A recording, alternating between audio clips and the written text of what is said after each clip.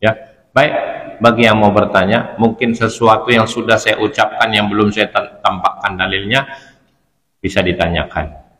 Ya, sejauh ini sudah saya jelaskan hal-hal yang akan menjerumuskan kita, yang bisa orang-orang seperti ini diperintah oleh syariat untuk menjauhinya.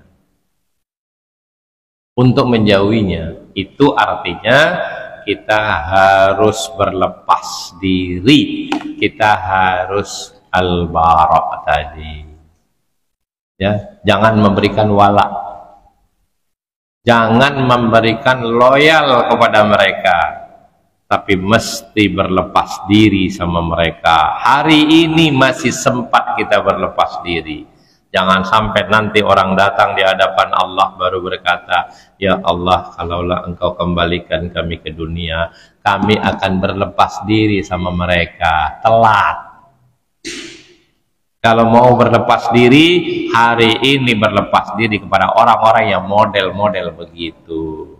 Ya, jangan sampai nanti kita di hadapan Allah baru dah, ya Allah, kembalikan saya ke dunia, nanti saya berlepas diri kepada orang-orang tersebut. Sudah telat. Surah Al-Baqarah ayat 167. Ya. Wa qala alladziina ittaba'u law anna lana karratan fanatabarra'a minhum.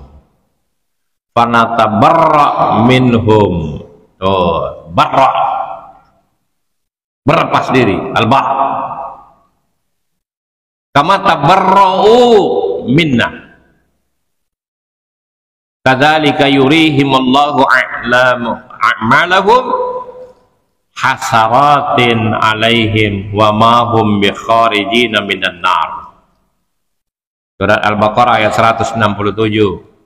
Dan berkatalah orang-orang yang mengikuti, seandainya kami dapat kembali ke dunia, pasti kami akan berlepas diri dari mereka, sebagaimana mereka berlepas diri dari kami.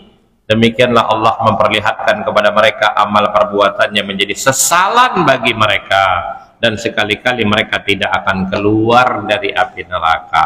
Kalau mau nyesel, kalau mau berlepas diri sekarang, jangan tunggu nanti telat, karena sudah berada di tempat yang sama, saling mengeluh, tidak ada manfaatnya.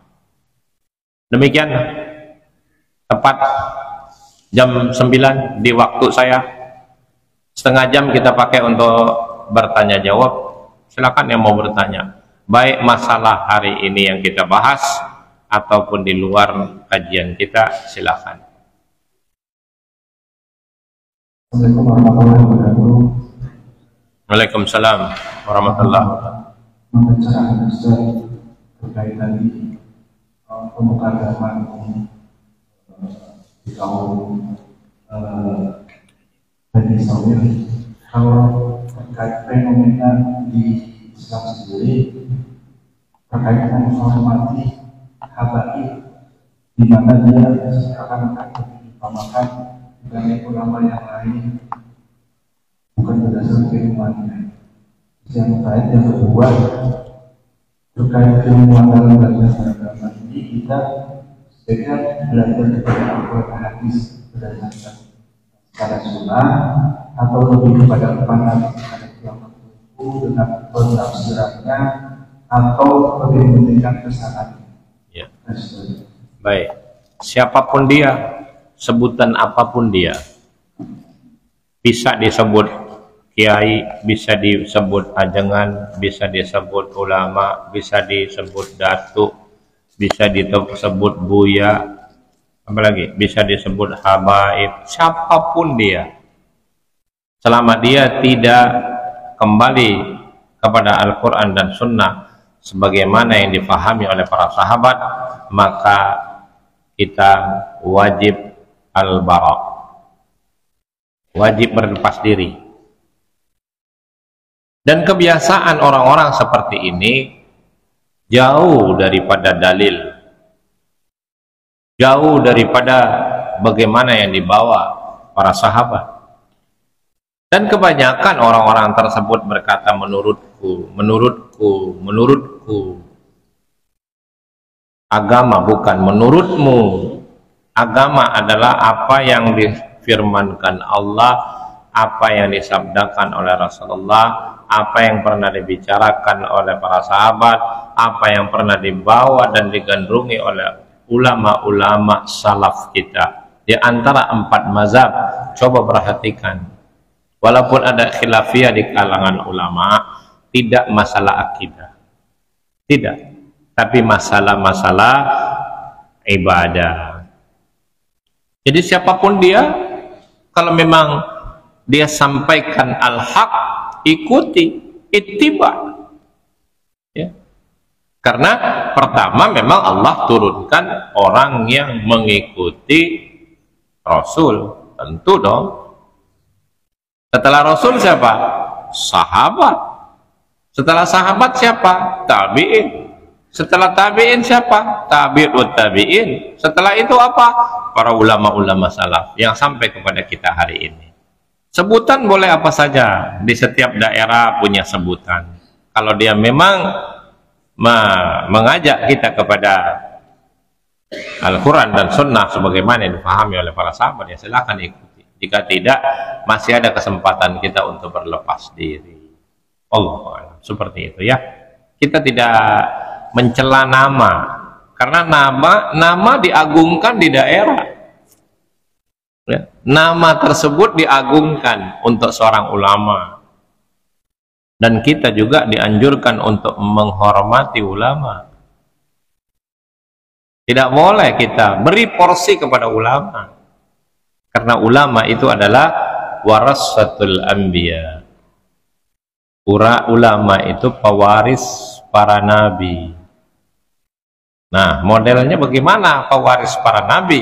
Ya tentu kita kembalikan kepada pemahaman sebagaimana yang dibawa oleh Rasulullah SAW.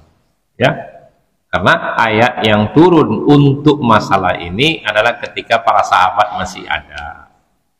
Banyak ayat-ayat yang kita bisa jelaskan dalam surat 9 ayat 100. Catat dulu. Surat yang keempat ayat 115. Ya. Kemudian surat An-Nisa ayat yang ke-83 yang disebut dengan ulil amri ketika itu siapa. Ya. Nah, memang kewajiban kita mentaati Allah dan Rasulnya. Dan kata sambung wa ulil amri minkum. Tapi tidak ada kata wa ati'u ulil amri. Jadi taat yang mutlak untuk Allah dan Rasulnya. Taat diantara itu selama ulama mengajak kepada Allah dan Rasulnya, maka ikuti. Itu adalah generasi ittiba. Ittiba, ikut ya, jangan ikut yang lain, kata Allah begitu ya. Coba kita lihat beberapa ayat yang saya sebutkan. Silakan kalau mau dibaca.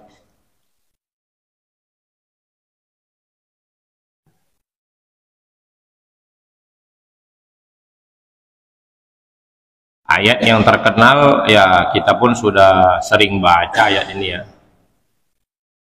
Seandainya kita berbelainan pendapat, bukan dikembalikan kepada siapa? Si fulan, dikembalikannya kemana? Kepada Allah dan Rasulnya.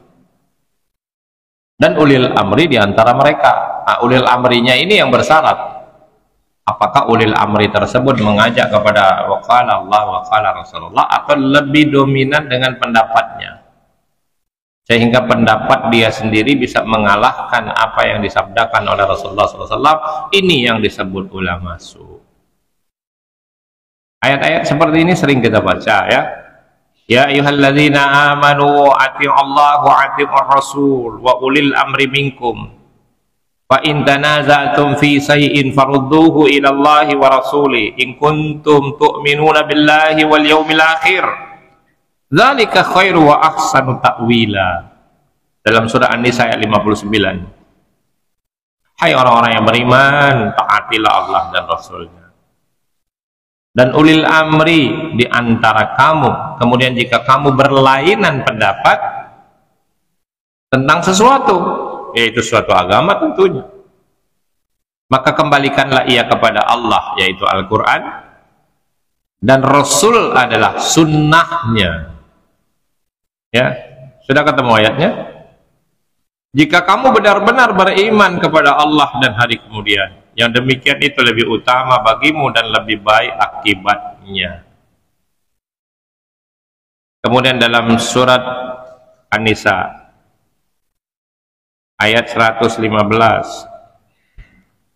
wa may yusaqiqir rasula min ba'di ma tabayyana lahul huda wa yattabi'u ghayra sabilil mu'minin nuwallihi ma tawalla wa nuslihi jahannam wa sa'at masira. Ayat ini turun kepada siapa? Ketika sahabat masih ada, berarti diperuntukkan untuk sahabat. Maksud kalimat saya, Allah mengatakan di sini dengan satu kalimat, ya, wa yattabi' ghayra sabilil mu'minin.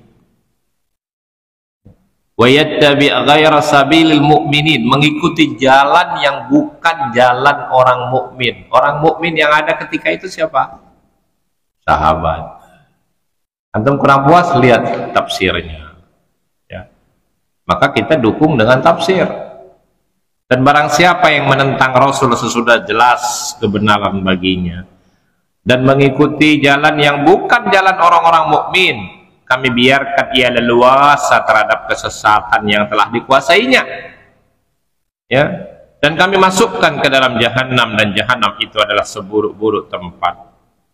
Allah biarkan mereka bergelimang dalam dosa, dalam kesalahan, gitu ya. Ayat-ayat ini catat aja, surat 9 ayat 100 ditujukan ke situ juga. Kemudian surat An-Nisa ayat 83, coba ada kata ulil amri di situ. Tapi di sini ulil amrinya siapa? Ketika itu loh, ketika ayat ini turun.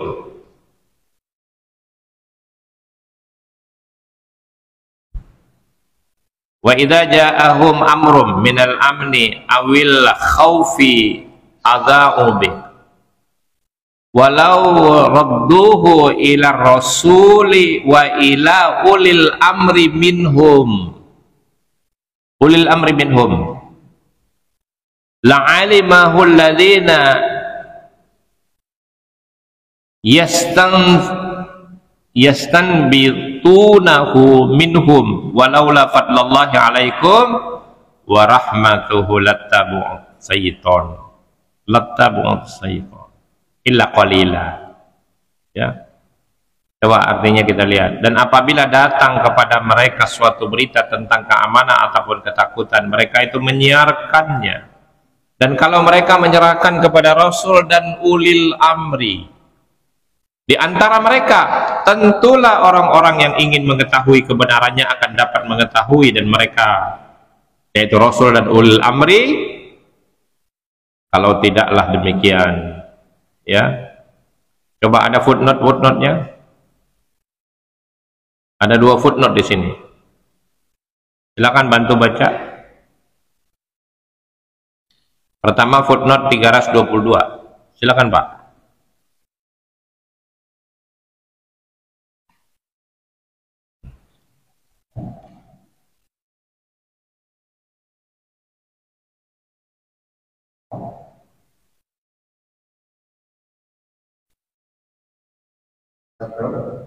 Surat An-Nisa ayat 83. Ada kata ulil amri, dan ditujukan untuk siapa ulil amri itu?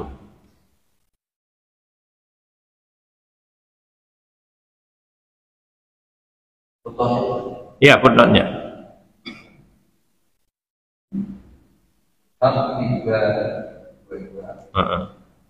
Ialah tokoh-tokoh sahabat dan para cendekiawan di antara mereka.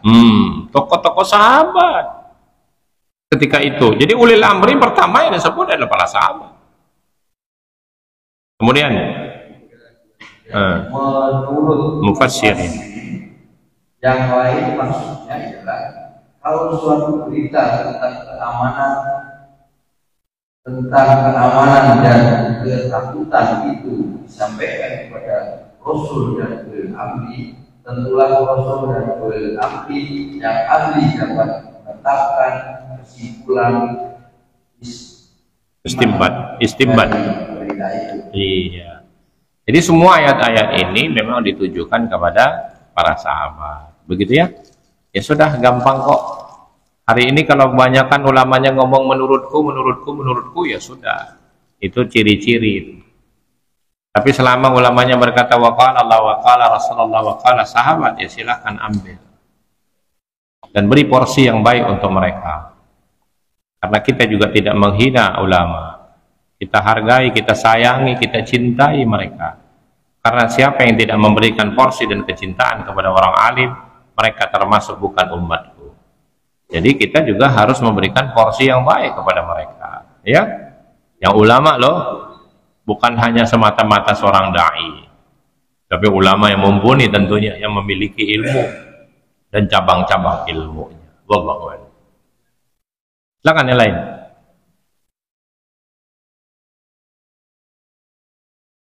Masih ada berapa menit? 9:30 kita sudahi.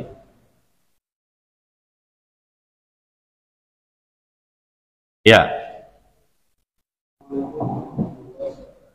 Waalaikumsalam warahmatullahi wabarakatuh. Di surat As-Saff tadi 6. Ini Rasulullah yang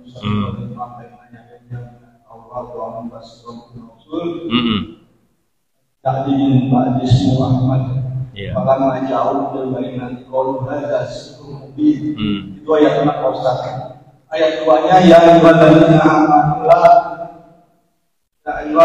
amanu lima takul nama la kabura maqtan ini. Nah itu kalau kita seorang misalnya seorang khotib, ya kan, dia punya ada satu ini bahan itu ngambil dari misalnya dari mana, kan ada yang disunahkan Rasul yang baik disunahkan Rasul, misalnya sholat tahajud, baca Al-Quran atau menghafal, terus misalnya sunnah puasa sunnah Senin Kemis misalnya. Tapi dari antara itu juga dari itu salah satu mah nggak mungkin semuanya dikerjakan Pak Ustaz. Tapi si khotib ini dia menjelaskan itu tadi itu 5 tahun nama latar akun apakah termasuk itu Pak Ustaz? Masih. Assalamualaikum warahmatullahi wabarakatuh. Waalaikumsalam warahmatullahi wabarakatuh. Hasan Al-Basri rahimahullah berkata, seandainya yang menyampaikan kebaikan itu harus sudah mengerjakan semua kebaikan yang dia sampaikan dan dia sudah terhindar dari segala kesalahan yang dia lakukan, maka tidak ada lagi orang yang menyampaikan kebaikan. Karena kecuali Rasulullah SAW tidak ada yang maksum, kecuali orang yang menyampaikan yang fardu, yang wajib. Tapi kalau yang sunnah-sunnah, mustahab, anjuran, dia boleh menyampaikan walaupun dia tidak melakukan. Jika ini dituntut, Islam jadi berat. Maka tidak ada seorang pun nanti yang menyampaikan kebaikan. Karena memang tidak ada orang yang sempurna. Saya akan share malam ini, insya Allah, tentang masalah itu. Perkataan-perkataan ulama. Ya. Ilmu dengan sendirinya akan hilang. Kecuali apa yang memang menjadi kewajiban seorang alim. Kalian mesti sholat berjamaah umpama. Itu pun sudah ada khilaf di kalangan ulama. Sebagian ulama mengatakan wajib, sebagian ulama mengatakan sunnah muakkad, sebagian ulama mengatakan fardu kifayah. Kalau sudah ada khilaf di kalangan ulama, tidak boleh kita ingkari. Tapi kecuali seorang alim, seorang ustadz menyampaikan, ya, kalian sholat 5 waktu, tapi dia sendiri tidak sholat. Karena ayat itu Allah murka. Hal-hal yang wajib. Karena ketika dia menyampaikan kewajiban yang diwajibkan Allah dan Rasulnya, dia mesti menyampaikannya setelah dia melakukannya. Kalau tidak, terkena ayat itu. Dulu dicela. Dulu artinya Yahudi dan Nasrani, ahli kitab, dicela oleh Allah, mereka hanya menyampaikan kebaikan tapi mereka sendiri tidak menyampaikan, tidak melakukan kebaikan itu. Tentu hal-hal yang fardu. Sampai Allah katakan, atamurunnan nasa bil birri wa tansawna anfusakum wa antum tatlunal kitaba afala taqilun, dalam surat Al-Baqarah ayat 44.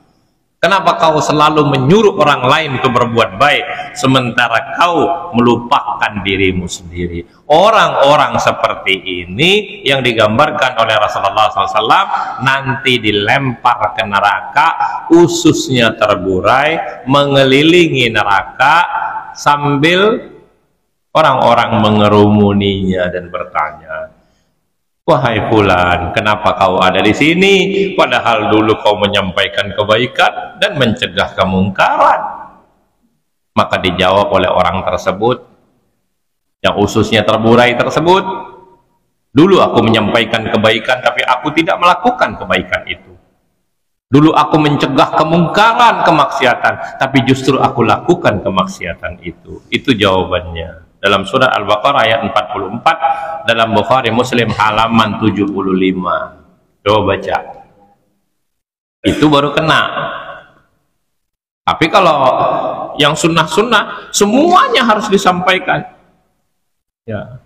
Rasulullah SAW menganjurkan kita untuk baca Quran 1 juz, tapi dia sendiri tidak baca 1 juz. Mungkin ada halangan-halangan yang lain. Dia sampaikan kebaikan-kebaikan itu yang sunnah dan mustahab, boleh. Kalau tidak, kata Hasan Al-Basri, nanti sebentar saya share, nggak ada lagi orang yang menyampaikan kebaikan. Kalau memang harus seperti itu. Tapi kalau jelas-jelas sesuatu yang dimurkai Allah, sebagaimana yang Bapak sudah kutip ayatnya, ya ayyuhalladzina amanu lima taquluna ma la taf'alun, kabura maqtan indallahi an taqulu ma la taf'alun. Murka Allah kepada orang-orang seperti ini. Ya, baik, baca dulu hadisnya, ayatnya. Al-Baqarah 44. Mengapa kamu menyuruh orang lain mengerjakan kebajikan, sedangkan kamu melupakan dirimu sendiri, padahal kamu membaca kitab atau Taurat? Tidakkah kamu mengerti?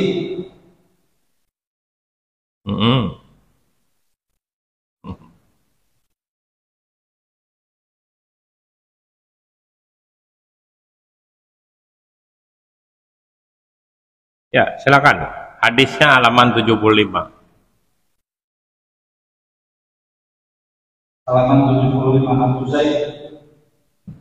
Abu Zaid Usama bin Zaid bin Harithah radhiyallahu anhu berkata, saya telah mendengar Rasulullah SAW bersabda, seseorang dihadapkan di hari kiamat, kemudian dilemparkan ke dalam neraka, maka keluar usus perutnya, lalu berputar-putar di dalam neraka bagaikan iman yang berputar di sekitar penggilingnya. Maka berkerumun ahli neraka padanya sambil bertanya, hei fulan, mengapa bukankah engkau dahulu yang menganjurkan kebaikan dan mencegah kemungkaran? Jawabnya, benar, aku dahulu menganjurkan kebaikan, tetapi tidak saya kerjakan, dan mencegah kemungkaran, tapi saya kerjakan. Kalau terang-terangan yang fardu, yang wajib, yang perintah, atau menyelisih sunnah terang-terangan, ya kenalah hadis ini dan ayat itu. Tapi kalau memang itu hal-hal yang ada uzur untuk penyampai, maka tidak mengapa.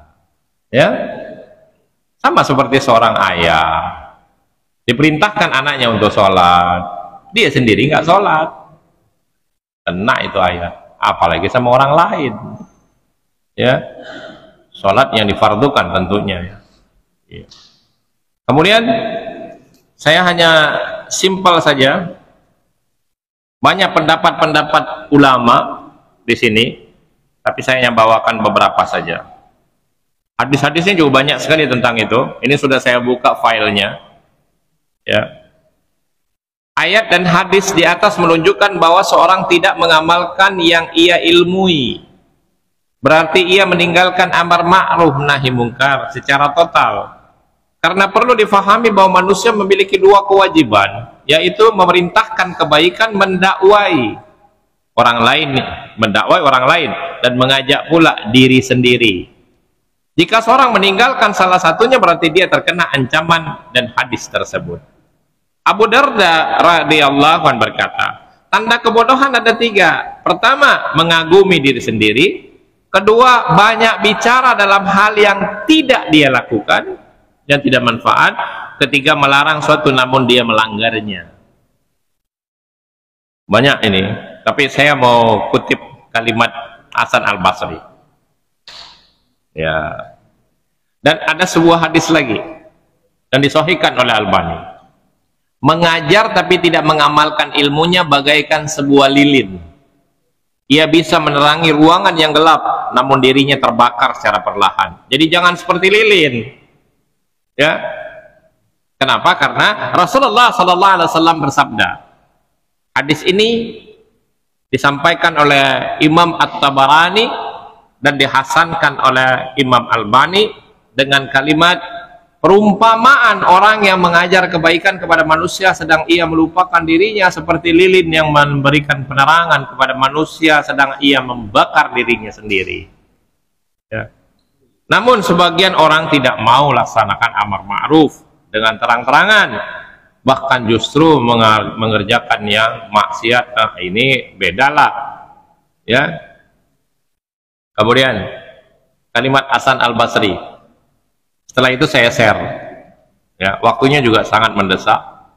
Hasan Al-Basri rahimahullah berkata kepada Muttarif bin Abdillah, wahai Muttarif, nasihatilah teman-temanmu. Lalu Muttarif menjawab, aku khawatir. Perhatikan jawaban ini. Aku khawatir mengatakan yang tidak aku lakukan.